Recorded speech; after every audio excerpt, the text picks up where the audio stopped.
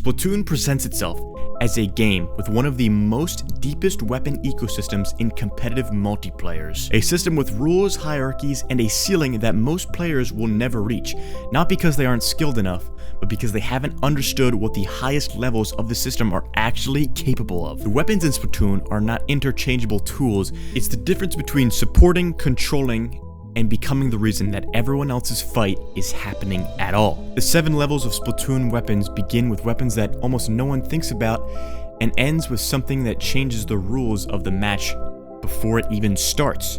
Level 1.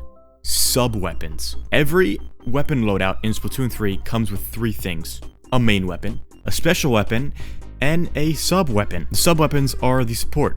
They are the bombs, traps, devices that are planted before engagements actually start. They're attached to every kit in the game, and no one actually builds their kits, but the identity around them is always different. The Splat Bomb is where most players first encounter this category, a triangle charge of compressed ink that detonates after a short amount of time. In the hands of a new player, it's just a Splat Bomb, something thrown blindly into a room, and hopefully it gets a splat.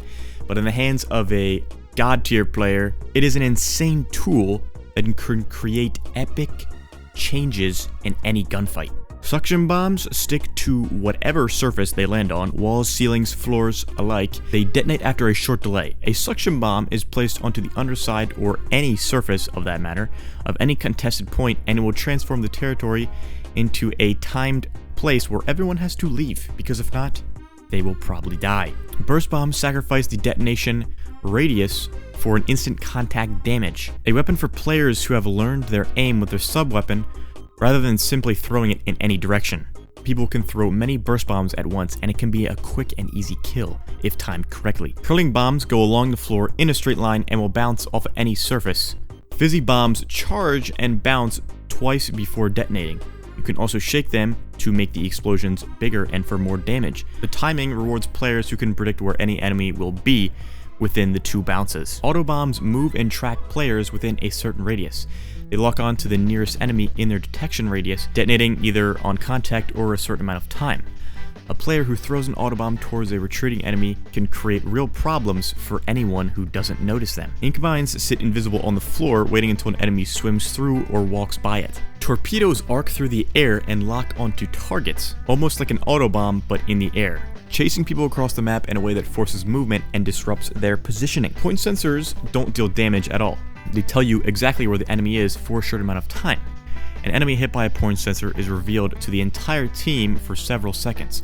Their position is visible through walls and terrain, which creates a giant information advantage. Sprinklers paint turf. That's kind of it, it's a sprinkler. Squid beacons, when placed in a key location, can give teammates or yourself a super jump spot, allowing for players to turn a well-positioned beacon into a big brain 10,000 IQ flank. Toxic mist slows enemies who swim through it and drains their ink tank slowly, turning an entire area into a debuff zone. Sub-weapons don't define the fight, they shape the conditions that the fight will happen in. These are powerful tools, and each one of them are capable of creating an engagement that, if used at the right moment, someone can use it to their advantage. Their power exists in the service of a larger purpose. The hierarchy of Splatoon weapons doesn't open with its stars, it starts at the foundation, and what comes next is where most players spend most of their career. Level 2. Basic Shooters. The Splattershot Jr.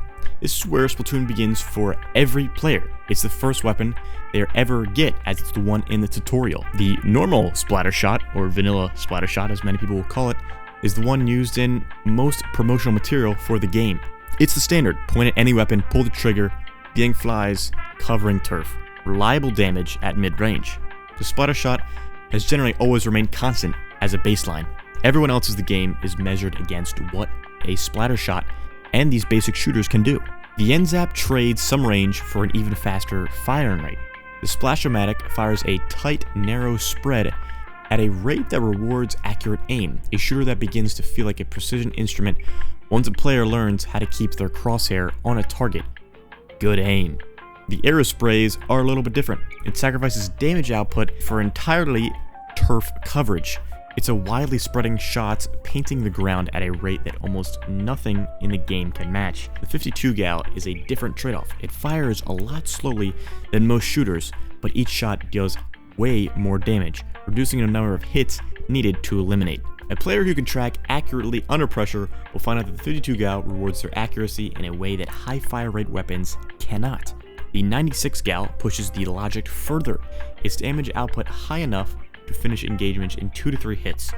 Its range extends more than the 52 gal, which is more than most shooters. The Splattershot Pro is a mid-damage long-range shooter with slow fire rate. Notably, this weapon has very high ink consumption. The Splattershot Nova is a low-damage mid-range shooter with an average fire rate. It has more range than other mid-range shooters and good ink efficiency, but in turn has less accurate and less damage. The Jet Squelcher extends the shooter concept into the longest range possible.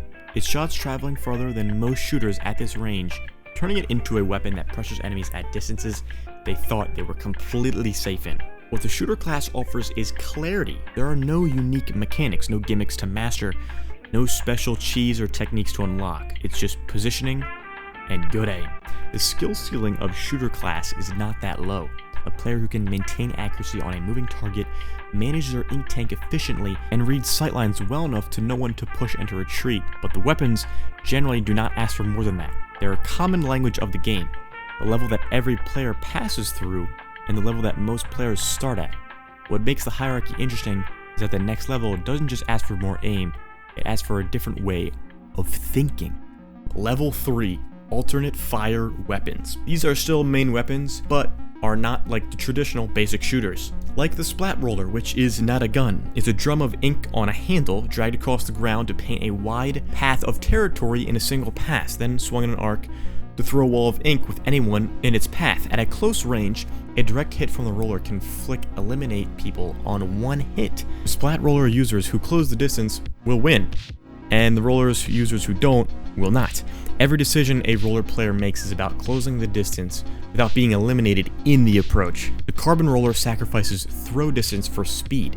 Dynamo Roller moves a lot slower and charges before each flick, but the throws release cover a lot of the map. The Vertical Swing is capable of landing paint at a range that no other roller can reach. A Dynamo player who knows their distance can turn themselves into an extreme long-range threat that cannot be expected from any other roller. The Flingza Roller is a roller that changes shape when performing a vertical swing. Its horizontal swing and rolling capabilities are similar to that of the Splat Roller, while its vertical swing is slow but has a better range inking and damage. The Big Swig Roller is a roller with exceptional inking capabilities and a wider range. It is extremely ink efficient and fast while rolling. Its swings are somewhat quick but tend to be weaker compared to other rollers. It cannot splat opponents with a single horizontal swing, and it cannot crush opponents with one hit. Blasters fire explosive rounds that detonate at a certain distance, dealing direct damage to anyone hit by them by the shot itself and the splash damage to anyone caught around the radius. The Luna Blaster converts the mechanic into a close range instrument. The tiny range has giant explosions, turning every indoor hallway encounter or close range engagement into something a lot more risky. The Range Blaster extends the explosion distance at the cost of the fire rate, becoming a threat at ranges where opponents thought they'd be safe. The Clash Blaster fires rapidly with smaller explosions, trading the high damage blast for the ability to pressure enemies who would dodge between slower shots. A Rapid Blaster is a blaster that fires long range blasts at a good fire rate with reduced damage and blast radius. The Rapid Blaster Pro modifies the version of the Rapid Blaster and can hit at even longer ranges, but has a slower fire rate. The S-Blast is a slow-firing, one-shot capable blaster with 2 firing modes, a short-range and long-range mode. The short-range mode is triggered by pressing ZR after jumping and fires a huge short-range blast. The long-range mode is triggered by pressing ZR on the ground and fires a long-ranged, high-velocity shot with a small blast radius. Notably, this mode can also be triggered in the air by falling without a preceding jump. Dualies add a dodge roll to normal shooting. When a dualie user jumps and rolls, they enter a brief stance with improved accuracy and a fixed forward fire angle. The roll is a dodge that then becomes an attack, and a player who uses the roll to bait incoming fire will shift their position and re-engage from a new angle. Dapple dualies fire rapidly in a widespread and roll multiple times in quick succession. The user can bounce around the battlefield in ways that make them very difficult to track, but have a very high damage per second. The Glooga dualies hit harder similar to a Gao, but only roll once. The dually squelchers extend the roll distance at a range, more of a mid-class shooter, combining mobility with sliding with a threat range in a way that other dualies don't really have. Tetra dualies are a mid-range dually with significant emphasis on mobility, with 4 consecutive dodge rolls instead of the normal 2. Dowser dualies, a long-range pair of dualies that can only perform 1 dodge roll, but after rolling, each weapon's range decreases and its fire rate increases drastically. Barellas unfold a shield. The Splat Barella fires a spread shot and then launches its canopy as a projectile that damages anything it strikes, the canopy returning to the user after it travels its maximum distance. The Tenebrel's canopy is absolutely massive, low taper fade, but when launched, it crosses the battlefield wide enough to cut an entire lane, forcing enemies to stop pushing or be hit by a slow-moving wall. The Undercover Barella doesn't launch at all. It holds the canopy open in front of the user permanently and fires through it. Although it has a lot less health, it can become a close-range aggressive weapon that hides behind its own defenses. The Recycled Barella is a Barella with an extremely low shield durability, but powerful shots with little spread. The shield launches and regenerates very quickly. Stringers fire a charged horizontal shot that can be aimed at varying angles, the trajectory of each string splitting into 3 separate projectiles on detonation. The Tri-Stringer fills the air in front of it with a spread of 3 arcing shots. Its charge time and trajectory requires the player to predict where enemies will be rather than where they are now.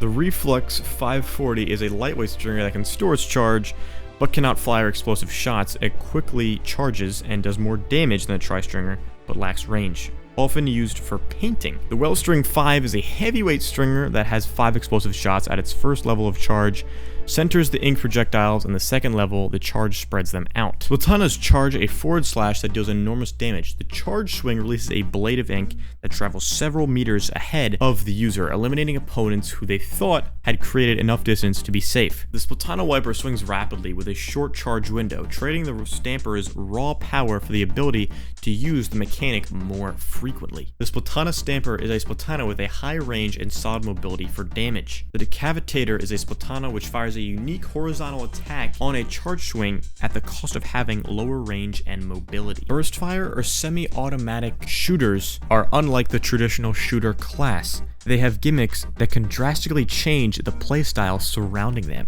The L3 nozzle nose is a low damage mid-range shooter. It is a burst firing weapon, firing 3 bullets after 1 pull of the trigger. Well-timed button presses are required to maintain optimal fire rate. The H3 nozzle nose is a mid-damage long-range shooter with a burst firing 3 bullets after a pull of the trigger. The H3 nozzle nose can take an opponent out with 1 burst. The Squeezer is a shooter with 2 firing modes, a semi-automatic and fully automatic. Pulling the trigger once will squirt out a single short-range, mid-powered shot with perfect accuracy. Holding the button leads to successive low-range, high-spread, lower-powered shots. The trigger can be tapped repeatedly to maintain the high-powered mode. Sloshers are a bucket-like weapon that hurl ink in an arc. The ink can be hurled over walls or obstacles.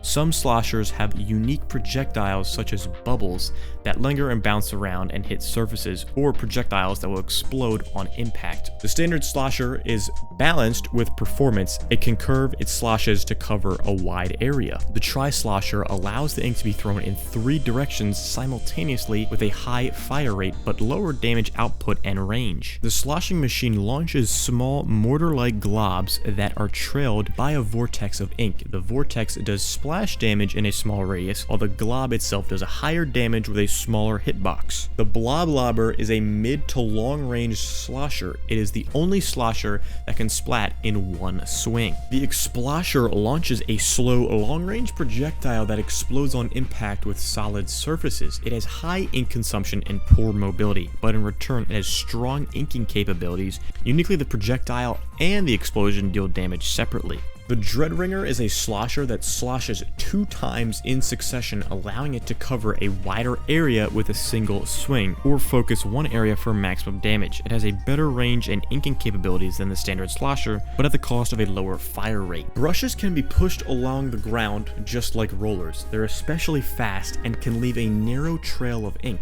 They do not do nearly as much damage contact as a roller, and no brush is capable of crushing an opponent with 1 hit. However, instead of flinging Spraying large waves of ink, brushes quickly swipe from side to side, flicking many smaller globs. The brushes have been in the Splatoon series since the first game, however the brush class was actually introduced in Splatoon 3. Prior to this game, the brushes were classified as rollers. The standard ink brush is very light and produces quick movements, but has a short range. The Octo brush is a normal weight brush with balanced performance and range.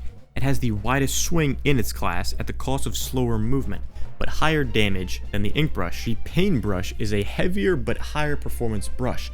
It offers the highest power and range in its class, as well as the high inking capacity. However, it consumes much more ink and a slower swing speed, or requires the weapon to wind up before each action. Every weapon in this tier has a language. The Gimmick is not a decoration added to a basic shooter, it is an entire design philosophy of the weapon. A roller who never learns to flick at range will always lose to shooters who keep them at a distance. A blaster user who doesn't account for the explosion radius is firing half the weapon. A dually user who ignores the roll is carrying dualies while playing a worse shooter. The weapons at this level demand an investment not just with aim, but the understanding of their respective mechanics. The players who invest in these weapons can reach places that some shooters will never, but even the most advanced gimmicks operate within these limits. These weapons in this hierarchy don't demand a technique, but more of a territory. Level 4.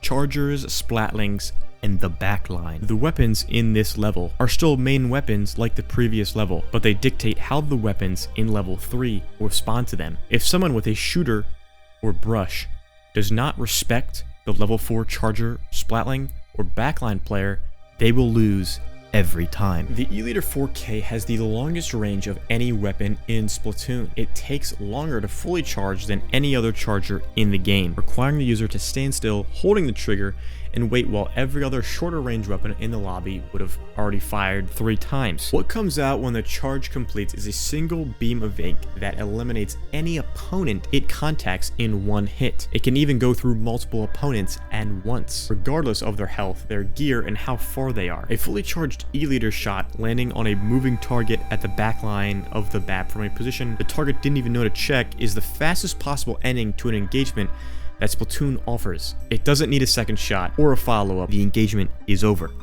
The weight of an E-Liter is not its charge time, it's the stillness it demands. A player who needs to stop and charge can't dodge or reposition. A charger user who has not mapped the sight lines of a map identified from every angle which they can be reached, and a planned and escape route before begin charging will not last long at the highest level. The weapon does not forgive players who stop paying attention. It amplifies their lapses. A missed shot is not just one missed shot, it's the time it took to charge, the position it exposed, and the opportunity given to every opponent who saw the beam and knows exactly where it came from. The Splat Charger operates on the same principles, just at a shorter range with a faster charge, accessible to players who need more frequent shots to control the space. The Bamboozler fires uncharged shots that deal less damage, requiring 2 or 3 hits to eliminate, but its movement and speed while charging and its faster full-time charge allow players to be more mobile than the E-Liter. The Squiffer charges so quickly that it will barely feel like a charger at all. Its user moving at near full speed and firing at a range that sits just outside most shooters, turning it into a mobile mid-range threat. The GooTuber holds its charge while the user swims. A player can charge in safety, dive into their own ink with a shot fully prepared,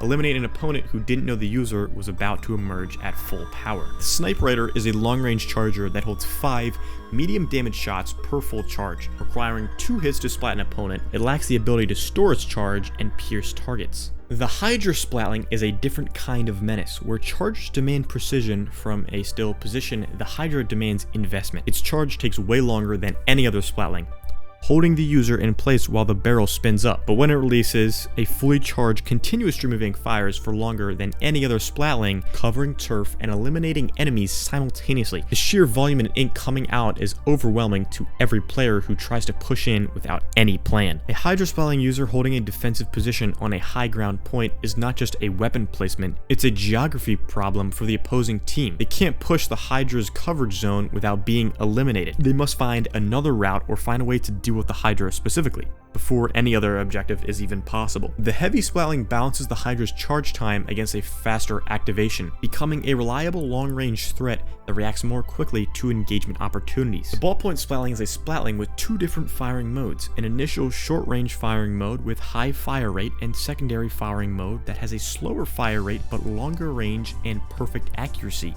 Unlike most other splatlings, it can interrupt its firing to recharge. Upon completing a full charge, subsequent charges will retain the secondary mode attributes until the charge is entirely expended. The heavy edit splatling fires in a forward-focused burst and then switches to a short-range spread, its dual firing modes demanding that the user understands the transitions between them for each engagement. What separates chargers and splatlings from every weapon below them is the hierarchy, not just their raw damage. It's the way they reshape the match with their presence. When a top-level E-leader locks in a sightline, the opposing team has to route around that position before they're even shot at. Players hesitate before crossing open ground that the charger has covered. Teams will have to take longer paths to the objectives to avoid the angle. The charger wins its territory and psychological pressure simultaneously without having to move at all. A Hydra splatling in the right position becomes a problem that the other team must solve before a plan is possible. These weapons don't just win engagements when they're positioned at, they change what engagements are even possible in the match around them. It's important to note that the short-range splatlings act more like they're on level 3 with shooters. Even some of the very long-range shooters like Jet Squelcher can act like the backline in level 4. The weapons above this level don't come from the lobby screen, they are something else entirely. Level 5. Grizzco and single-player weapons. Salmon Run is not a PvP mode. It is a cooperative survival ship operated by the Grizzco Corporation. 4 players deployed to the shoreline that floods with salmonid in waves, and each wave more intense and aggressive than the last. The players are to collect eggs and defeat salmonids before the time runs out. However, they do not choose their weapons. Grizzco always assigns them. Most of the time, a normal multiplayer weapon will be used, just like a spider shot or roller. But a lot of the times, this is not the case. The Grizzco blaster fires explosive rounds with a blast radius that dwarfs every blaster available in the competitive multiplayer. Each shot does moderate damage, but as a close-range blaster with a very high fire rate and low ink consumption. With the Grizzco blaster, a player can do the work of 2 people. Against salmonid bosses, the blast radius means that landing shots near the weak point deals consistent damage even through the margin of error. The Grizzco charger charges and fires with a speed that has no equivalent charger in the game. Standard chargers, you need patience, but the Grizzco charger doesn't need that at all. It's charged instantaneously, and another shot can be loaded within a moment. Its charge time is so abbreviated that the concept of waiting no longer applies, and the shot it releases is wide enough to catch salmonids that would have moved out of the way. Even a person who has never used a charger in the traditional multiplayer can pick up the Grizzco charger and operate it effectively. Imagine the Grizzco charger as a bamboozler that shoots twice as fast, but at the length of an E-leader. The Grizzco Brella does not deploy a canopy, where other Brellas usually do. The Grizzco Brella removes the shield and replaces it with an enormous rapid-fire spread that converts the Brella into a sustained damage tool, but it transformed the Grizzco Brella's output into a frontline clearing instrument. The Grizzco Slosher is a modified sloshing machine, high damage, long range, with a very slow fire rate, and high ink consumption. The projectiles it shoots penetrates armor and keep moving even after it hits an enemy, and then will drop vertically at the end of the arc. This is the highest skill ceiling weapon in the entire game. Someone who doesn't know how to use the Grizzco Slosher will do almost nothing and be able to barely move, but someone who knows exactly what they're doing can take down any boss in an instant. Since it goes through armor, you don't have to wait for it to show any weak point. The Grizzco Stringer is a modified tri-stringer with high damage, long range at high ink consumption. It fires 9 projectiles per shot, more than any stringer. It charges quickly but has low accuracy due to its interesting spread pattern. It can deal damage to a lot of enemies at once.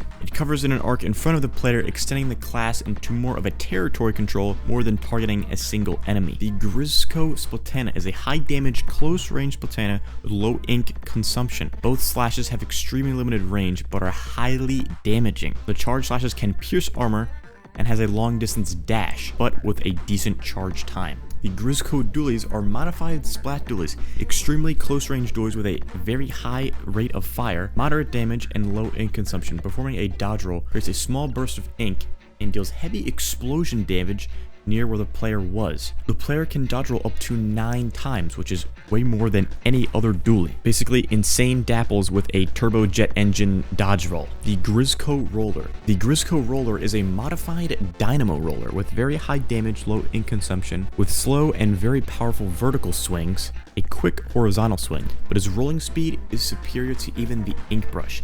This is the fastest moving in the game without hacking. You move at incredible speeds and steamroll everything. None of these weapons are available in competitive multiplayer, and it's obvious. Their stats would make the balance between any other weapon impossible. Everyone would just be running a grizzco weapon. The grizzco weapons exist in a space where rules of competitive don't apply because the situations weren't built for them. They demand something else entirely, which is why they exist. But grizzco is not the only place where these rules and weapons can change. Throughout Splatoon's single-player campaigns, the hero weapon carries by the player does more damage, covers more ink efficiently, and performs at a level that exceeds the replica versions that are available in multiplayer. When a player completes the Return of the Mammalians and unlocks the Hero Shot replica, they receive a weapon that matches the standard splatter shot exactly in every multiplayer stat. But the hero shot used in the campaign itself is completely different. It hits harder, it hits faster, and it carries a weight to your performance, not like the replica version. And the same concept applies across all of the hero weapons. In every main Splatoon game, there has always been a hero shot. Now, each of them look different, but they always are kind of the same, like a splatter shot, but get upgraded. And that's how all of the hero weapons work. In Splatoon 1 and Splatoon 3, you basically just use the hero shot, and in single player for Splatoon 3, sometimes you use regular weapons, like in multiplayer, but in Splatoon 2 there are hero weapons that are like the normal versions, such as the hero dualies, hero blaster umbrella charger, roller, hero slosher, hero splatling, hero brush, but all of them can be upgraded with stats, and it will change their appearance depending on the upgrades you choose. The difficulty was turned around what these weapons could do. Taking them into a competitive multiplayer would still be unbalanced. They would still be better than their normal counterparts, and people would always pick them. So this is why the replicas exist, because the normal ones couldn't. Level 6 Special Weapons. Every weapon kit in Splatoon includes a special weapon. It charges through turf coverage, and the special gauge fills as the player contributes to the match. When it fills, the player can activate this at any moment, and when they do, they can possibly change the outcome of the match. Special weapons are not an escalation of the fight that was already happening. They are an interruption. A new set of rules applies when they appear. The Big Bubbler is a stationary barrier that protects from enemy ink. Enemies can walk through it, but they cannot shoot through it. Teammates can jump to the location of the Big Bubbler, and this is one of the best ways to hold down a tower or a zone just by simply not getting shot at. The Booyah Bomb is something where the user holds up a glowing ball of ink that changes... Okay, buddy. The Booyah Bomb is something where the user holds up a glowing ball of ink that charges up over time and can be thrown once fully charged to make an ink explosion. The user and their teammates can use the Booyah on the D-pad to signal and charge up faster. A player who knows how to use a Booyah Bomb even half decently will always get some value out of it. The Crab Tank allows players to ride around on it and use the turrets and cannons. It has a giant explosion shot and a rapid fire shot. It also has movement similar to that of the baller, where it protects the player as it rolls around in the ball form. The ball can still climb up walls and jump, and is only vulnerable from behind. A crab tank in a decent choke point is basically impossible to get past. It has insane fire rate and damage output, and most people just can't get around it. The ink storm creates a rain cloud of ink. The rain gradually drifts above the map, inking the ground and damaging any enemies in it. The special can be activated, then held indefinitely until it's thrown. Something you'll notice with the ink storm and other specials from each game is that some of them from Splatoon 2 to Splatoon 3 aren't as game breaking, as a lot of the specials were tuned down from Splatoon 1. For example, a special in Splatoon 1 where the bubbler is a spherical force field that protects the user from all damage, and it can spread to its teammates on contact. Pure invincibility. Now, obviously, a lot of these specials were removed, and less OP ones were added to Splatoon 2. At the end of Splatoon 2, more specials were added, and some of them were carried over from Splatoon 2 to Splatoon 3, and Splatoon 3 has some better specials, like the Ink Vac, where a vacuum cleaner that sucks up all enemy ink projectiles, anything that is airborne, and then it will fire back a giant explosion depending on how much it took in. It is possible to overpower the Ink Vac if it moves up too far or too many opponents attack it at once. The inkjet gives its user the ability to hover over the air and shoot powerful blaster-like projectiles. Once it expires, the user will automatically super jump back to where they first activated it. This special is kind of like the standard, where it has decent value even if you don't know what you're doing, but it also has a good skill ceiling where if you do know what you're doing, you can take out almost the entire team if you're actually that good. The Killer Whale 5.1 is a modified killer whale with, instead of one giant speaker, it is now 6, moving autonomously and will attack with smaller sound waves similar to that of the killer whale. You can aim at more than one target or group all of the speakers up on one. Depending on what patch we're talking about, the Killer Whale 5.1 is either really good or really bad. It will either completely miss people or track them down like an absolute laser beam halfway across the map. The Kraken Royale turns players into a very large invincible kraken. The player can then splat opponents through melee attacks or a charge attack, and you can travel freely through enemy ink. It has 2 minor weaknesses, which is it has an activation timer, and you can't go across grates because you're in squid form. But other than that, you're invincible. You can't die. The worst thing you can do is just not splat anyone, and at best, you could take out like 3 people. The Reef Slider is an inflatable shark player rides to dash on forward at a certain distance before exploding. The player can activate it at the distances in between. You don't have to wait till the very end. The Reef Slider can be taken down somewhat easier compared to other specials. The Splatter Color Screen is a canister-like object that, when thrown, creates a giant mist wall similar to Toxic Mist, but the opponent caught in the mist will have their view turned into grayscale or black and white. Now, it doesn't really do damage, but it's more just disorienting. The Super Jump fires many decoys that tricks the opponent into thinking that the player is landing from a super jump. The decoys explode after a short amount of time, but the opponent can destroy the decoys. The Super Chump has decent territory coverage. It's more just a zoning tool, but honestly, there's better picks out there. The Tacticolor is a mini fridge that, when set up, contains 4 drinks that grant special effects to each player on your team. Any person who picks it up will get a temporary buff to their movement and respawn penalty. On paper, it doesn't do any damage, so most people don't think it's that good, but with the correct people using it, it can be very powerful. The tandem missiles allow users to lock onto opponents before firing 10 to 20 missiles between locked on targets. Depending on the patch we're talking about, tandem missiles are either game-breaking or just okay. People would either spam ink coverage to get their tandem missiles back in like 10 seconds, or they would just use them to pop the Rainmaker. The triple ink strike allows players to throw 3 missile beacons and fire missiles at where the beacons land, creating vortices of ink upon impact. Anyone caught inside will be splatted immediately. If you just throw and spam them out, they're probably not going to do anything. You need to place them at specific points to either take somebody out or keep them from going there. The triple splashdown causes the user to jump up, creating 2 fists which strike the ground, including themselves, with a heavy force, causing an ink explosion around them. Unlike the normal splashdown where it's just yourself, this one is better because if you die, the other fists still hit the ground, causing damage. Most people with the triple splashdown run a high perf weapon so they can get as many triple splashdowns as possible and kind of just spam it whenever they get close to somebody. Even if they die, it's generally a guaranteed elimination. The Trizuka is a modified ink Zuka that fires 3 blasts at once and can be fired 3 times in the total for each use. It's pretty much just a giant bazooka, but you can lob shots skillfully to take people out halfway across the map. And depending on where you are, next to a wall or on a ledge, it can still take you out. The Ultra Stamp is a large hammer which can be slammed repeatedly while advancing forwards and also has a jump attack. The weapon can be thrown as a long-range attack, ending the special early. This weapon is honestly intimidating whenever you see it. It's a giant hammer and it can kind of just cheese hit you through ledges half the time. Now, it still has a weakness on the back, and depending on the person you're going against, they can still shoot you from the front, but it's still a very solid special weapon. The Zipcaster allows players to latch onto walls from a distance and zip over to them while still being able to use their main weapon. Once it expires, the user automatically comes back to where they first activated it.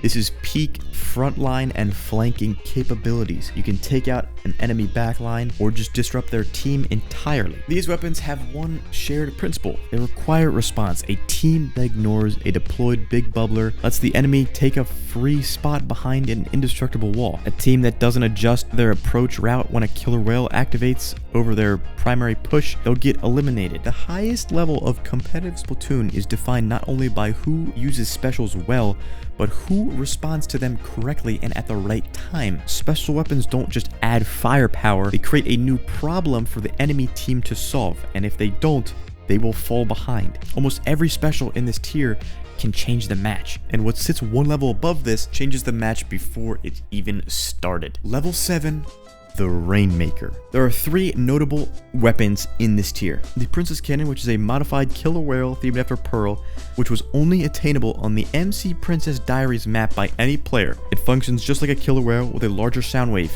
and it was only present during the Chaos v Order Splatfest in Splatoon 2. The Ultra Signal, the third, which is a mechanic found exclusively in the tricolor turf war battles only. It is a missile that, after you activate it for a decent amount of time, it will shoot up into the sky and then drop a mega sprinkler on the map. You can't destroy it, and it stays there for the rest of the match. And the Rainmaker does not appear in weapon kits. It cannot be selected from the lobby screen, or assigned by grizzco, or earned at the end of any single player campaign. There's no player who mains it, no practice mode for it, no ranked statistic that tracks how well you perform with it or how often you pick it up. It only exists for the mode, Rainmaker, where a single Rainmaker spawns at the center of the map, then the match begins. Both teams fight for it, and the team that picks it up discovers immediately that they're now carrying the most powerful weapon in the game. The Rainmaker carrier is a lot slower, and every other player in Splatoon spends the match constantly shifting between swimming and on foot. The Rainmaker's charge fires a beam of concentrated ink that eliminates opponents at an enormous range with a single hit.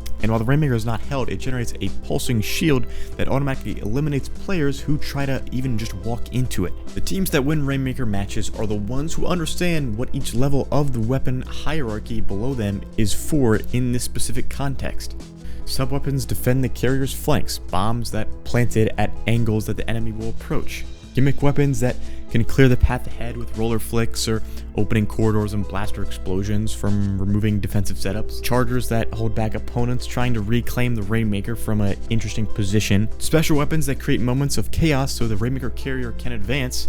Every tool the other 6 levels of this hierarchy have produced is deployed in the service of the carrier, or to stop the enemy from moving with it. The Rainmaker has also appeared in specific moments across Splatoon's single-player campaign. In these sequences, the player is handed the Rainmaker and asked to use it differently from the multiplayer function. Goalpost doesn't exist, and there's not really a timer to push. The hierarchy of Splatoon weapons ends here because the Rainmaker is the most powerful single item at any given moment. In Splatoon's competitive ecosystem, players who master their weapon class, learn their kit, and climb the rank ladder spend their career building toward the ability to be trusted with the Rainmaker when that match is close, or take it from someone who is trusted with it. The Rainmaker demands that the carrier understand everything. How sub-weapons clear flank, how gimmick weapons create approach options, how chargers lock sightlines, how specials create a moment for the carrier to move forward or stop them. A player who picks up the Rainmaker without the understanding is just gonna give it right back to the enemy. A player who picks up having built through every level of the hierarchy can get to the goalpost